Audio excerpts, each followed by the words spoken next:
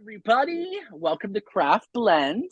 And today we'll be reviewing, well, not reviewing, but discussing Maurice by E.M. Forster.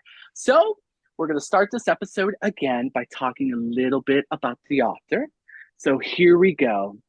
It's Happy New Year, 1879, when E.M. Forster is born. Originally to be named Henry, but accidentally baptized Edward Morgan Forster. Raised mostly by his mother after his father's death at merely 2 years old. At a young age, he inherited £8,000 from his aunt, which today equates to almost £1 million. This was enough for him to live by and eventually become a writer. He studied and traveled a lot and became a member of a discussion society known as the at Cambridge, where they met in secret to discuss their work on philosophical and moral questions. He later graduated with a bachelor's in both classics and histories. After university, Forster traveled some more around Europe. He wrote 6 novels during that time, his notable works being A Room with a View, Howard's End, and A Passage to India. His works contain subjects and themes of class division, gender, imperialism, and homosexuality.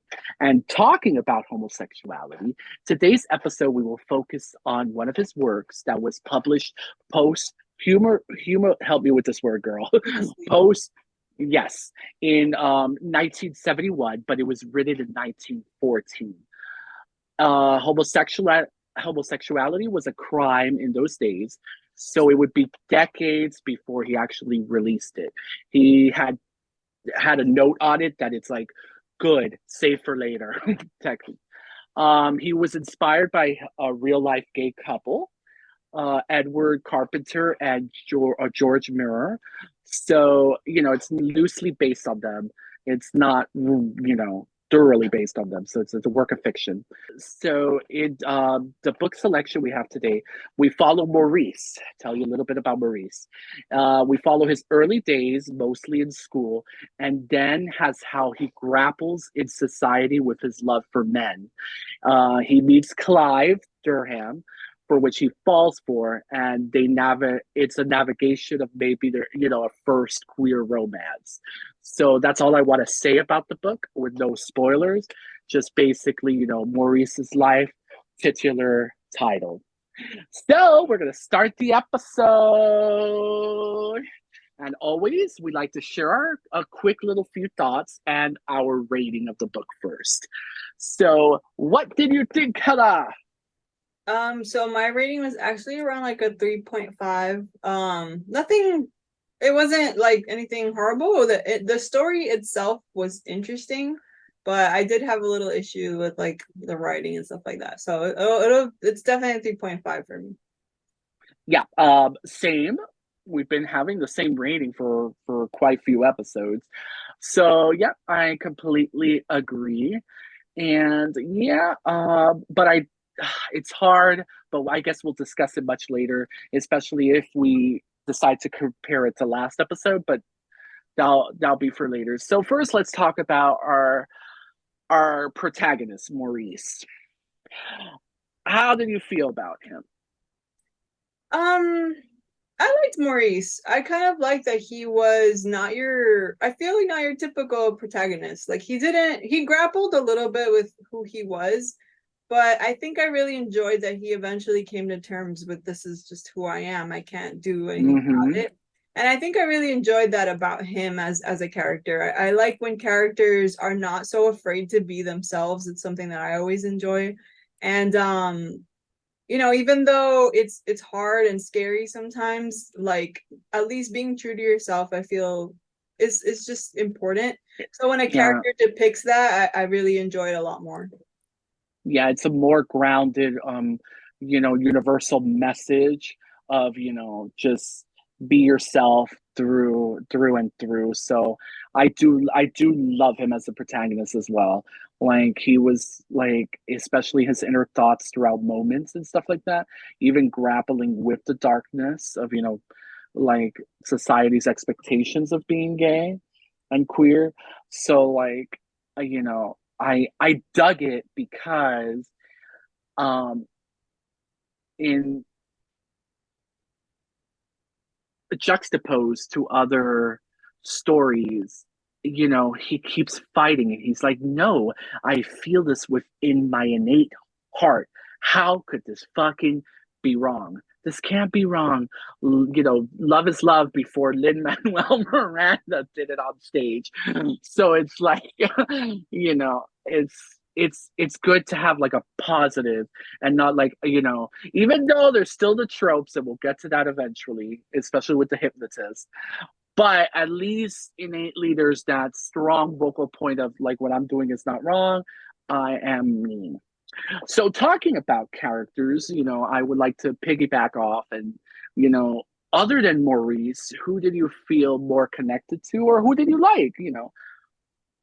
To be honest, I really enjoyed all of the characters. I don't think there was one that I particularly didn't like. Maybe like the one that I enjoyed the most was Alec. I feel like from the beginning he was just himself. Like he was from a poor family. He knew kind of like his place in life, I guess. But even so, he wanted to like still live out like his hopes and his dreams and still live out this idea that things could get better. I think that he was such a positive character and I really enjoyed him and just like I wish he could have been a little more in the book. I feel like there was parts of Yeah, him that we missed and we didn't get to know him as a person personally. Like I didn't really feel a deep connection to him. But what little there was, I think that he was just such a positive person who kind of like just wanted to be happy and was trying to strive for that, you know? yeah, I totally agree. With like at least with me, I thought first Clive, like at least at the beginning of the book, I thought Clive was going to be the main love interest. Like I didn't know there was an Alec because going into the book, I didn't know that much, and I had never seen the. I saw the film, but like maybe 20 minutes of it, but like 25 years ago, so I don't remember shit. And I thought Hugh Grant was the main character, which he's actually Clive. But we'll get to the movie because we actually had a movie night, guys. Woo! Me and Heather laughing it up on PlayStation while having a watchathon with it. Yeah. But that'll be for later. But at least with characters go, I thought Clive was going to be the main one. So I was like, wow, because the first half of the book, I'm like, oh my God, they're going to be together. This is so positive. This is so, happy and beautiful. And then the philosophical talks and the teases and the petting of the hair and the, the fangirling moments of like, stuff like that. Yeah. So, you know, but then when it takes that total shift, I'm like, fuck you, Clive. I hate you. No. Why did you go into the stereotype of like, I can't do this anymore? Like, he gets so like, scared. And then, but you're more sympathetic on Clive.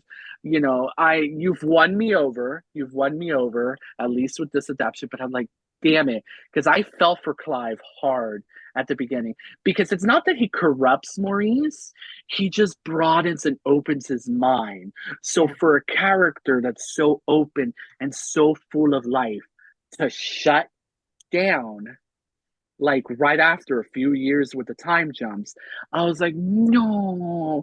And then Alex, like you had said, I love Alec, but Alec is the second love interest that it's like if you watch a whole entire 20 episode season of a show and a character's introduced in the last three episodes, like the new love interest, but we never get season two, girl. So so it's like we fall for Alec a little bit, but it's just crumbs. It's just crumbs. Yeah. Now, granted, the movie adaptation does better. Yeah. The movie adaptation does way better. So, but that will be talked later, you know. But yeah, so the book is divided into four parts. It's like kind of like acts, but not really. So I my next question leads into that. Where do you think the pacing drops off? Where do you like go? What was your favorite act? Where did the pacing drop off, or did the pacing never drop off? What was your ideas, or you want me to go first? No, it's fine. I think I told you off camera, but I really like the writing style just kind of took me out a lot. So I had a rough Mm-hmm. time mostly throughout the whole book. I had a hard time kind of like focusing on a lot of it. So like for me, even from the beginning, it was slow going.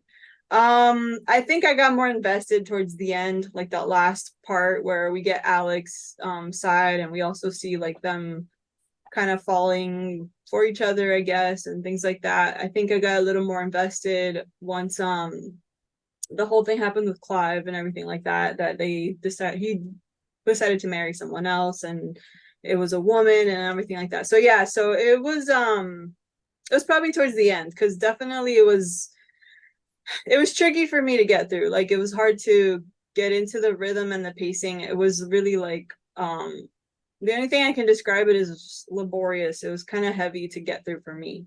But but not like completely unenjoyable. There were Yeah, parts that I enjoyed and there were situations that were interesting. But yeah, trying to focus on it was a little difficult. So I would say more towards the end is when I really got into it. yeah. I feel like part one and part two are good. Part three is where I find the pacing the most like, but it's because it starts to go into, where Clive gets sick and Clive can't do it anymore. So he inadvertently breaks up with Maurice. And it's like that kind of like, depression of it. And then I do agree with you that sometimes the writing, even if at first it's like, I don't want to say pretentious, but it's, when they start talking about religion and when they start, like talking about philosophies, sometimes characters, it's like, oh my god, they're so full of themselves, but they're like in an academic setting. So, and then it is like the Bridgerton effect of like societies and social structures. So I could understand that because I waned off a lot, especially that all of that is heavy handed in the third one, the third act, the third part, and then in the fourth part, it also like half of the fourth part goes into that because we don't even get Alex, I think, till like way late, like of part four, so uh I the pacing did drop off in that, like after the halfway point for a long while. It does pick itself up kind of at the end, but it's already like it's too late to apologize. Like I Yeah. can't. Yeah, I can't. So, you know, going with that and then going with those subjects and stuff like that, what did you think, at least with the themes of the book, with classism and, with religion and societal expectations? Yeah, I think he handles it pretty well. I think these are all like just questions that you ask yourself when you're outside of the norm of what is expected, right? So like these are just like I think they're conversations that you have as just a person who feels like they're on the outskirts of what society deems as normal. So I think he handled them pretty well just on the basis that he probably spoke about these things himself, thought about these things himself.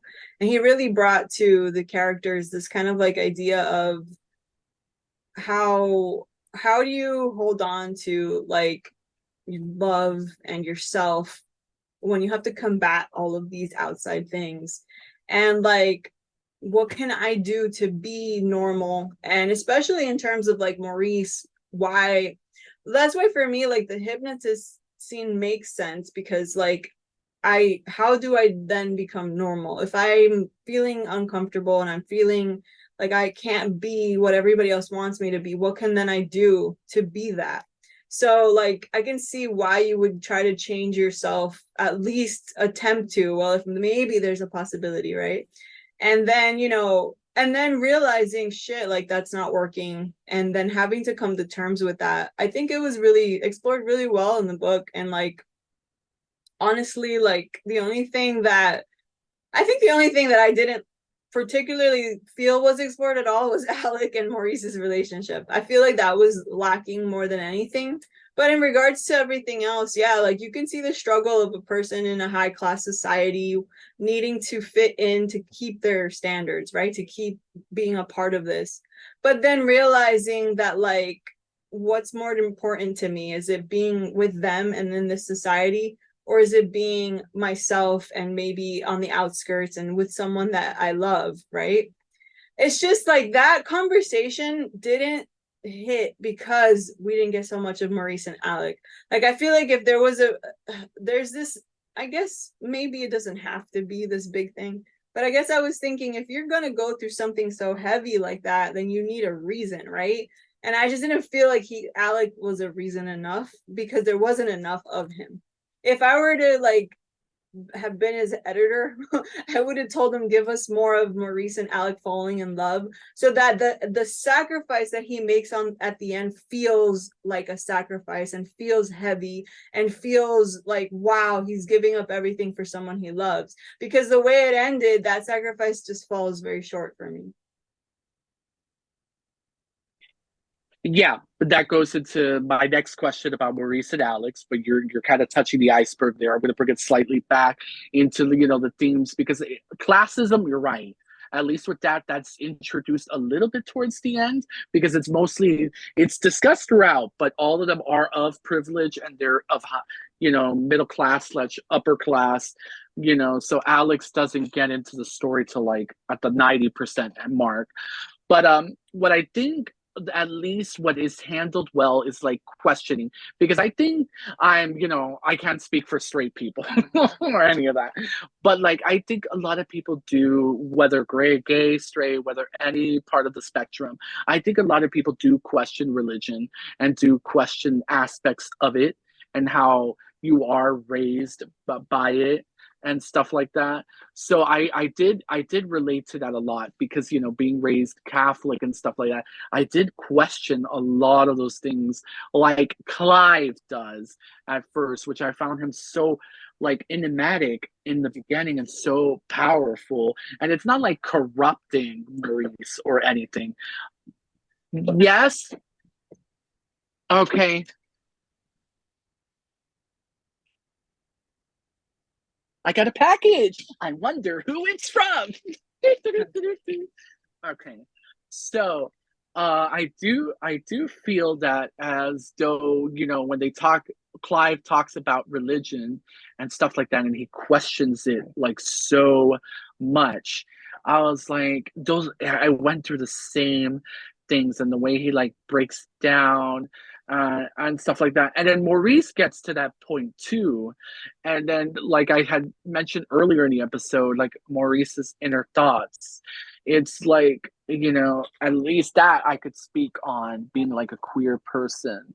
And, like, I'm like, my God, I'm not evil. Why do people say I'm evil? Well, I'm not a monster. I was gonna say that as a straight person, when I was growing up, I had the same conversations with myself, and it wasn't like I remember when I first was growing up and learned about queer people, learned about being gay, learned about it against the church. Funny enough, it was actually the church that I learned what homosexuality was, right? So like you think you're learning it somewhere else, but no, I learned what homosexuality was through the church. And then I made friends who were themselves, queer, homosexual, anything like that. And like for me as a straight person, it never came to me to question my sexuality, but more so question what I was learning in the church. Because like you're Exactly. saying, evil, right? Like I would make friends that were queer and I was like, this doesn't make sense. This is a perfectly nice person. He just happens to like someone of the same sex. Like he's not cruel, he's not like crazy, he's not depraved. Like it was just such a thing to like start to question, like, you're painting these people out to be horrible when really the only difference between me and another person is that they love someone of the same gender. And then taking also away, let's take away the gay and the straightness and stuff like that, because there's themes also of sexual repression, at least within society, because even with the straight couples of, like, like the girls and boys, like, don't have sex before marriage. And it's like, because that's a huge theme too, because whenever Maurice comes to an adult or comes to anybody, a head figure, it's like they're like, you know be careful with I don't know why I'm doing a horrible British accent. Let me cut that back. But these sinful thoughts, don't give into it. It's okay to have them, but they don't know those things. So I feel like, because sex is natural for some people, like, and then the thing is, like, if we go and teleport ourselves, I can't speak for other people, but I can speak for myself, that 12 or 13, you do have, like, sexual innocent awakenings. Like, you start to question what you like, and then it's like, I always, because I work at a video game store, so, like, adults and parents are always so concerned about sex but not violence. And that dichotomy is so weird to me. It's like this fear of, like, sex being this very, like, innate evil repressed thing, and it's like, it doesn't need to be. It doesn't need to be. That's why that beginning, like, because even the book starts that way, with the adult professor teacher, drawing the things in the sand, and, like, teaching Maurice that, these things will happen and stuff like that. And then all with because we're currently in 2023, and schools and sex ed and what should or should not be taught in school, because that's another theme within the book of, like, the Greeks and the stories we read in school and stuff like that, that have themes of sexuality and stuff like that. So it's just so funny to me how, like, there's this, like, and I want to try to, like, find the words, but it's like, kind of not to blame religion, but it could be like what religion can do to society, and it is that repression of, like, sex, and that repression of being, and censoring and stuff like that. So it's like, it could really fuck up the mind, and Yeah. these are things that happen naturally. Like, we can't erase things, or we can't block things. What we could do is preventive measures, and not in the preventive measures of negative reinforcement. We just need to talk about different avenues and stuff like that. But that's a different conversation. It's just that the book brings that conversation, Yeah. especially with the characters, and then the legality of also, queer love and stuff like that. But also remember, like, I think you would get jailed, not jailed, but you would, I think you do, because, Yeah. like if you were to even if no, but even in straight wise, like, you can't, like, not that you can't touch a woman in public or whatever, all of that is frowned upon. Yeah. It's high society. You have to, like, be like, you can see her I keep doing the accent. Uncuffed. Sorry, it's my Bridgerton. Like, oh my God. Like Shonda Rhimes. But so those themes goes into those. But yeah, at least we discussed it a bit, so we can move on to the next thing, which would be, like, um we think of Clive and Maurice. I feel like their relationship is way more developed and stuff like that. So I would say, does it feel believable?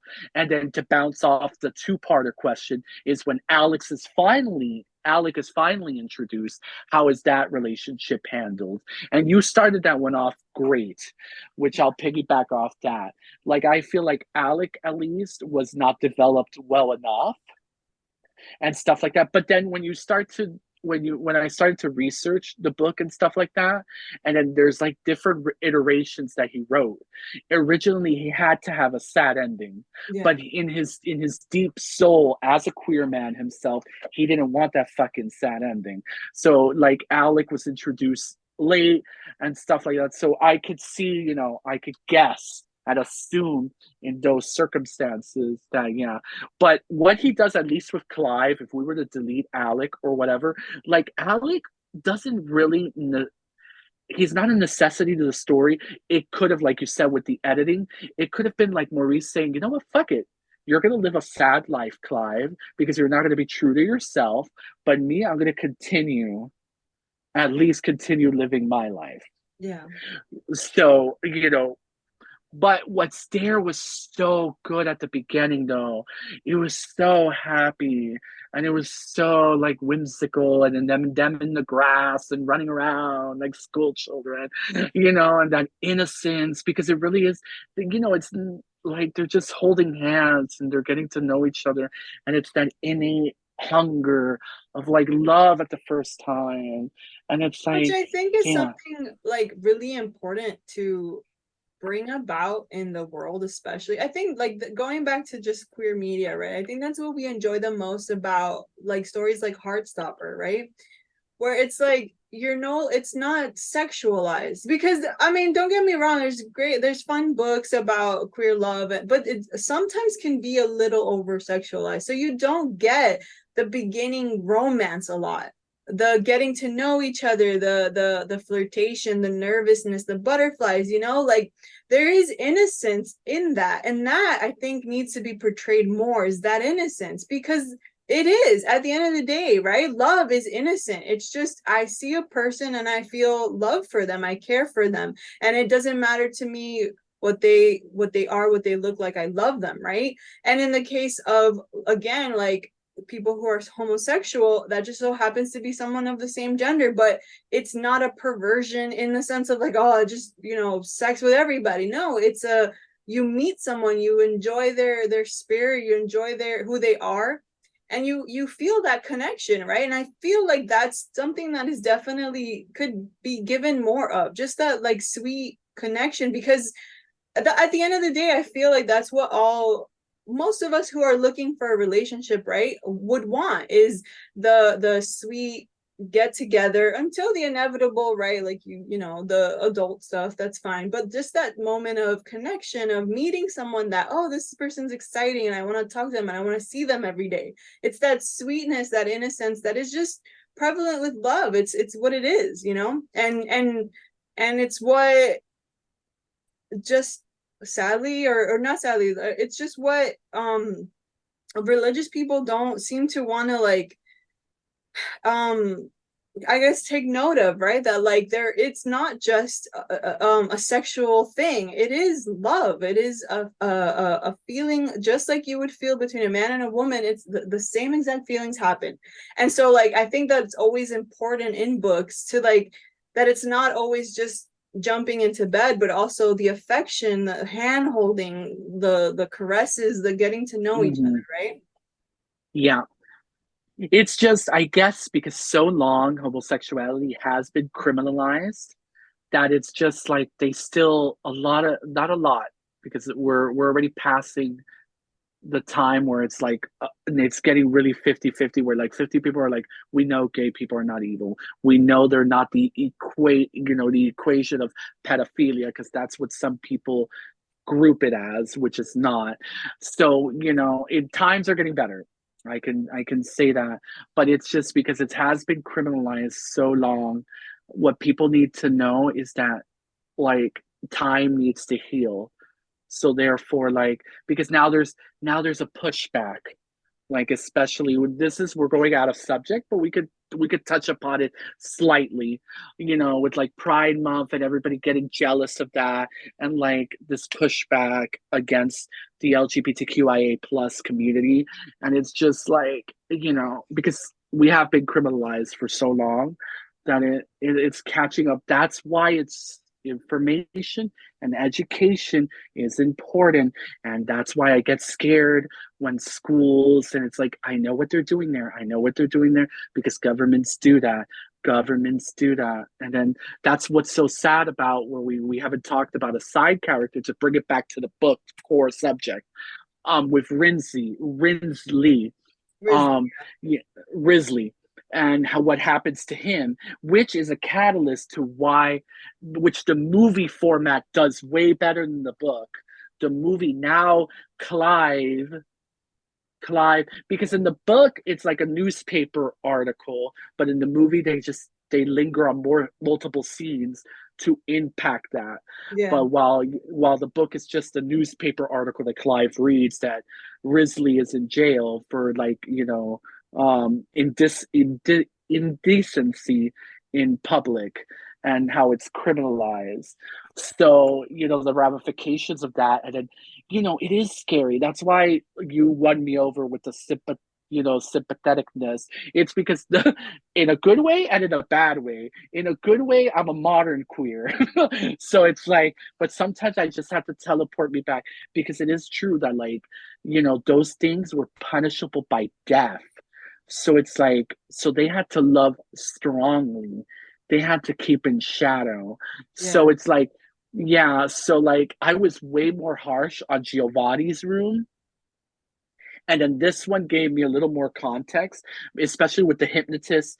And not that it's exposition, because it's done really well. He's like, you can move to Italy or France, where at least homosexuality is not criminalized anymore, and stuff like that. And then I'm like, oh, that's where Giovanni's room takes me, and all these things. So I'm like, oh, okay.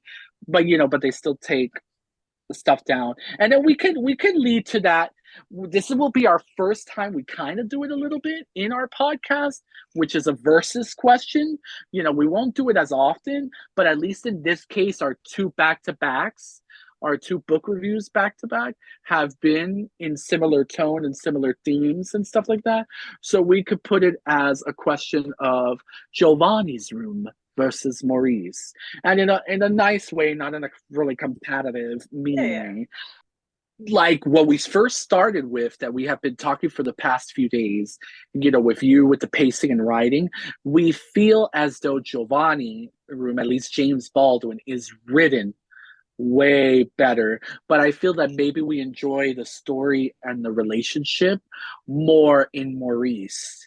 So that's where we could start our versus question, of of things we thought within both books. And then I think we mostly agree, and we're on the same page with that Giovanni's room, at least James Baldwin's writing, you can, like, it's a little hard to compete. Like, I didn't miss it. But I do love the characters a little bit more in Maurice. yeah. No, yeah, I would definitely agree with that. There was something about James Baldwin's writing that I really like. I stuck to. I was reading it. I was enjoying it. It was easy to keep up with, and it felt it was good. It was good writing, but definitely in terms of like characters, yeah, I would say Maurice definitely won that over. But I think it just kind of depends though, because at the same time they are similar but not really. They're kind of like in terms of Maurice, it's more of like a love story, right? It's Mm-hmm. it's it's the love that you have, and the romance that comes with the growing up, right? Meeting people and things like that.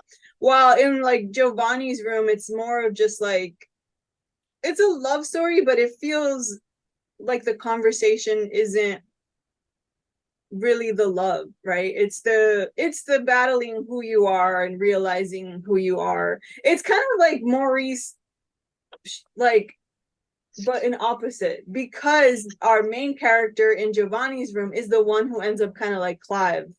You know what I mean? Mm-hmm. So here in this one, Maurice is the one that is accepting of himself and decides he wants to live happily. While what was his name? David, right? What's his name? Yes. Okay. And while David was the one who decided that he couldn't, he couldn't just be himself. He had to try to be with this person.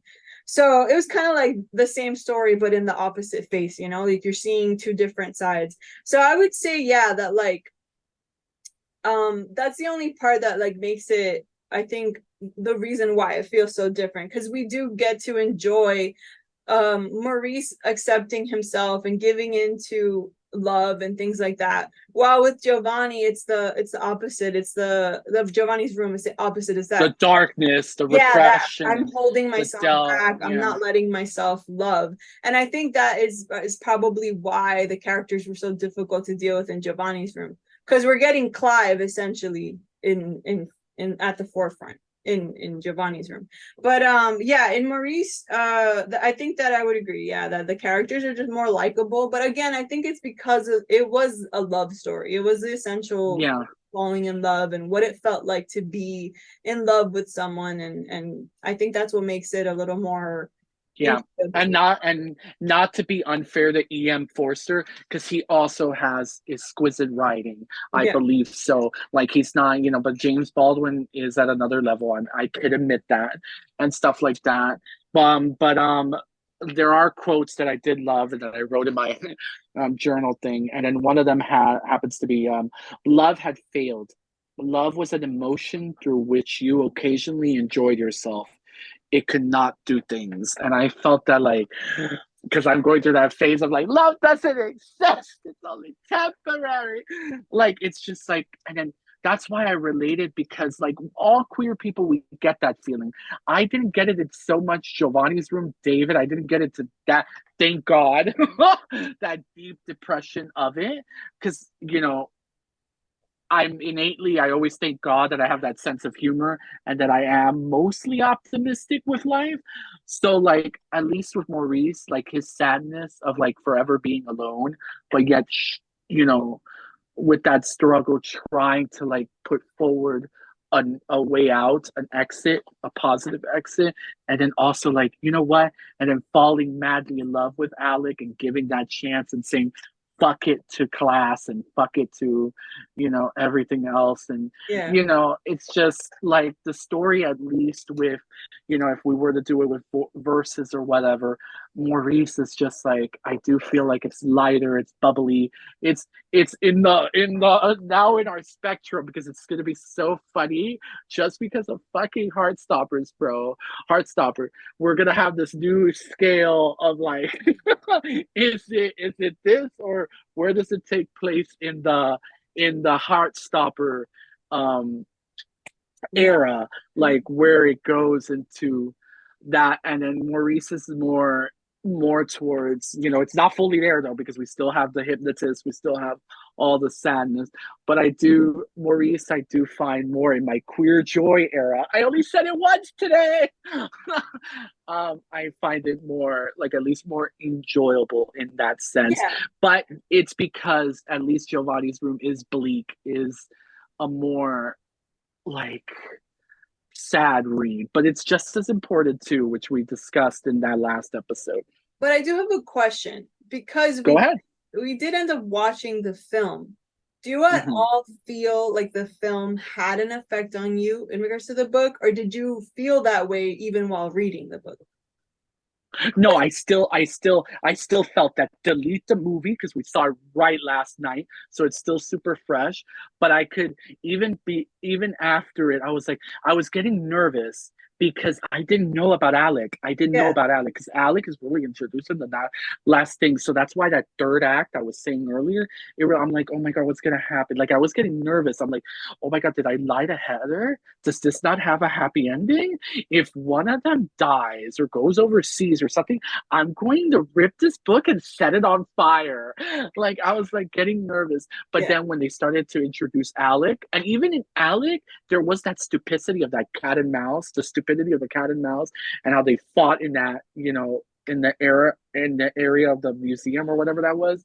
Um that I was like, oh no, no, no, no, no, no, no. But then when he's not at the dock, when Alec is not at the dock, and they both decide to like say fuck it to like society standards and life, and yeah, then they go off together, and then that scene where he goes back to Clive's house, that was a little bit like not revolutionary. I don't like to say it like that, but you know, when a bunch of queer books and media and movies and all of that, that they tend to put like the emphasis of the character that goes into straightness, they tend to put their lives as like a happier ending. Yeah.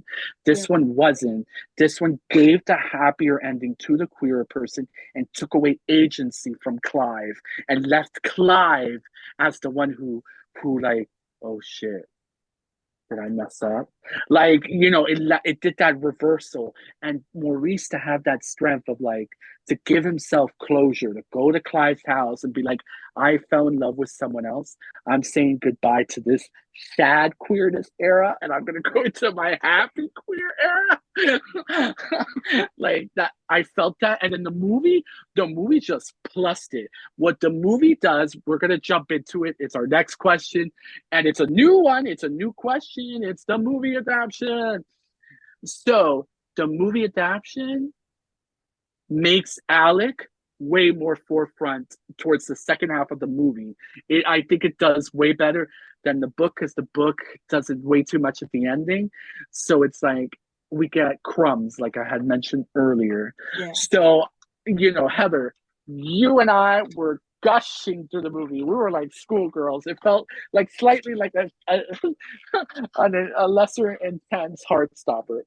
Which Heartstopper, to tell everybody else, we also had a season two. Me and her woke up at 3 a.m., watched all season two for like 3 hours. We were like, all Yeah. delirious. But It yeah, was fun. so, But yeah, I think that's why I asked you that question because for me it was the opposite. Like oh, go ahead. I didn't feel that in the book as much as I did in the movie. The movie definitely affected me more, I think. And not so much like I said, like not so much with Maurice and Clive. There was that connection. You do see them kind of falling for Yes. each other and having these soft moments with each other that were very pleasant.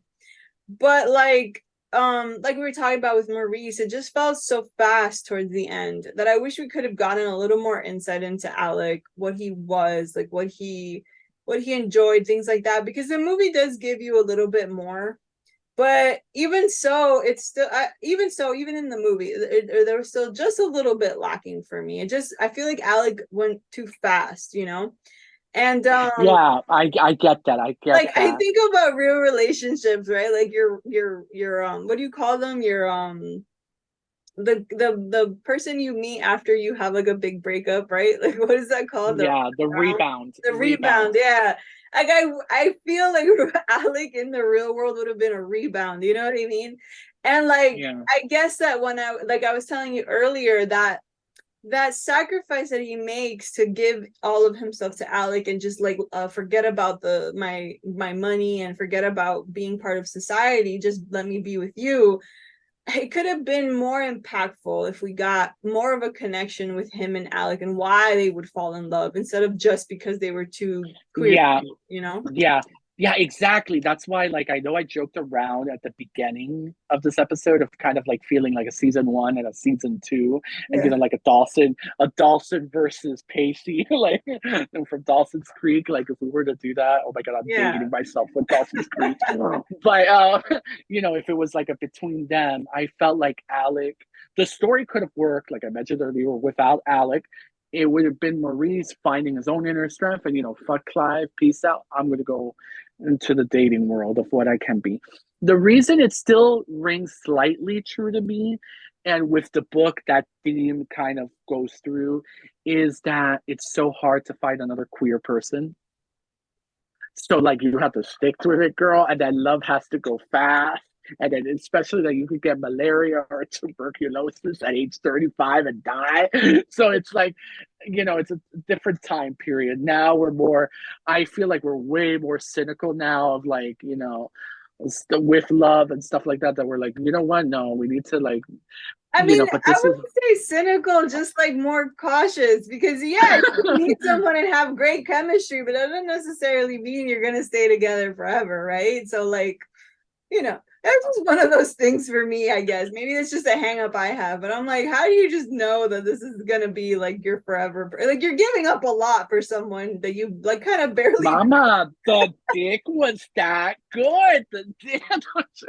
It had to be because you're giving up a lot for another person. Not to say like that's what I mean. Like you could say I'm gonna give that up for myself, but like for a whole other person, that just feels like a lot. I think it's still, even with it being a lot, they're still trying. They're Yeah. committing, they're committing to giving it a chance. Yeah, yeah. No, And I that just I don't want overall, to sound like that I over completely dislike the situation. I don't. I thought it was cute. And I I like get Alec. you. I like Alec enough that I don't see a problem with that. I'm excited that I like in my head they decided to just live out in the country together forever and they were happy. But like, like Which but it's just a small hang up that I had with Alec that I just wish there was more of him. But in the no, reality, like they were 10,000%. enjoyable. Yeah, they were enjoyable. 10,000% agree with you. Alec is in book format, because I feel like movie crutches it even more to Yeah. where it makes sense.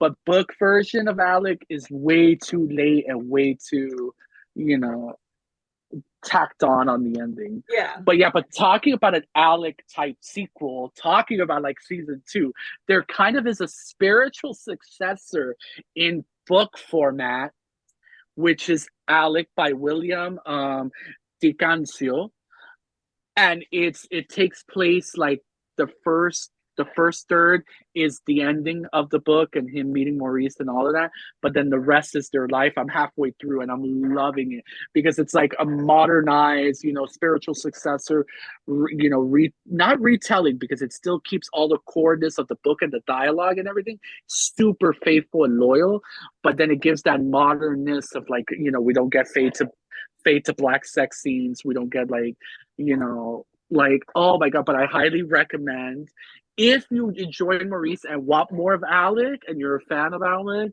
and you want, I highly recommend. But yeah, so we really just did enjoy the the movie adaptation. So overall, we Maurice, I feel though is a good book in an academic setting as well, and Yeah. I feel like it is a classic. And I did enjoy it. I did enjoy it a lot. And then at least it's within like I'm shook if I'm like, wow, something that was written secretly in 1913, 1914, and then not published all the way till fucking the 70s, and then it's a happy ending. It's one of the thousands of like sad endings that piled up top. I'm like, wow, Yeah. it surprised me.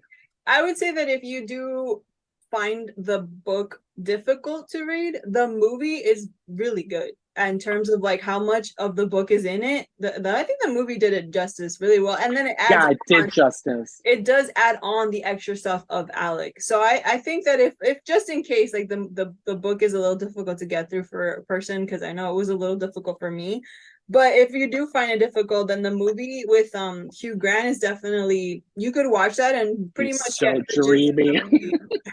You could watch it and get the gist of the movie and you would still like get all of the themes and all of the important elements. Yeah. Yeah. But it was a good book Oh, and are definitely you recommending the movie version more than the book? I like might you did be, last, yeah. like you I did might be, last episode. yeah, I might be blaspheming like you, but definitely there's just a little more person, stuff with Alec and stuff like that. That you do feel more of a connection. And then Yeah, and it made me switch on as much Clive. as we Yeah, like to complain that we're cynics, we do love a good love story. love story. Yeah, yeah. So yeah. So overall, that's it for our episode right now. And yes, so next time on Craft Blend Reviews, we're going to be doing Riley Sager's Final Girls, or The Final Girls. I think it's just Final Girls. I think it's just fine. Uh yeah, Final Girls. So the same way at the beginning of the year that we did at the Invisible Life of Addie LaRue, that we gave V Schwab a second chance, because we had done Gallant or Gallant. I still don't know how to pronounce that fucking word. But yeah, so we did that and we gave a second chance. We're gonna give a second chance to, and then correct me if I'm wrong, Heather, was Riley Sager our first book review. I It was our, so. Oh, I think, no, I think it might have been Survive the Night. Survive the Night. I don't remember. I think it might have been a second one. Yeah, it was one of our earliest reviews. So now that we've learned so much through this podcasting and our opinion, remember when we used to just recap the whole book? I know that was so long. Why did we do that? We're so cringe. I love it. But now we're going to go back to Riley Sager because we're going to give him a second chance the same way we did with Fee Schwab. And it's going to be with Final Yeah, Girl. no, it was our very first one, our first It review. was? Oh my God, I remembered. Yes. I So knew it it was should either be, first or second. Yeah. yeah, so it should be fun. And then it also expect our Halloween episodes soon thereafter for spooky because we're gonna do like two spooky books in a row, thriller and spooky. So, but I will reveal those till next episode. But yes, I love you all. And Heather, thank you for always being an amazing host with me. Yay. Until next time. Bye, guys.